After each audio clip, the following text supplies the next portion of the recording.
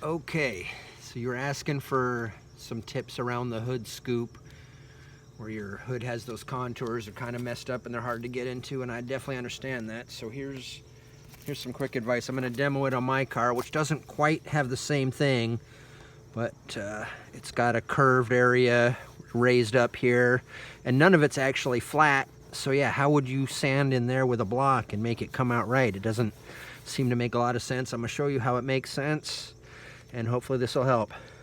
This is where a longer block works good. Hopefully you got a longer block. I don't know if you got one or if you got a kit.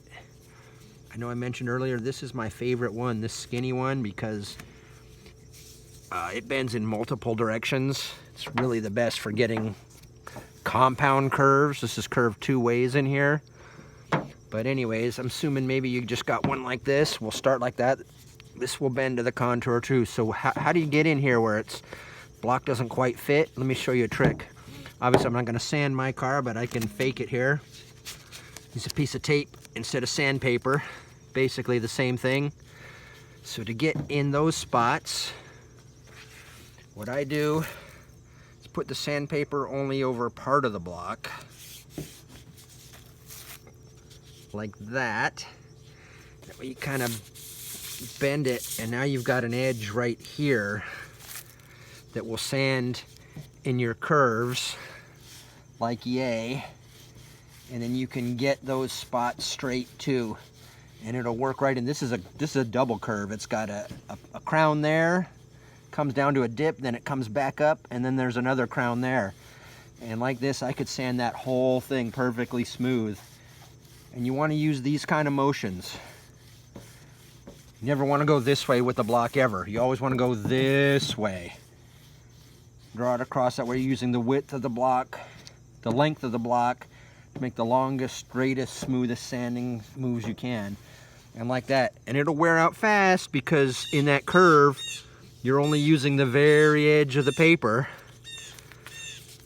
You can peel it off, move it over. Now you've got a fresh edge. Get a little more life out of your sandpaper.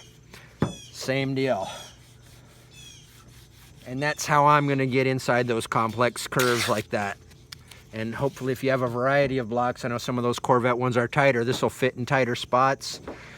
I've even got some that have almost a point on it. The more different shaped blocks you have, the better. And then one more tip I'll give you, just for general blocking and sanding of the body. You got your sandpaper on the block. Make sure I'm in view here. Yeah. So like I said, you never want to go this way.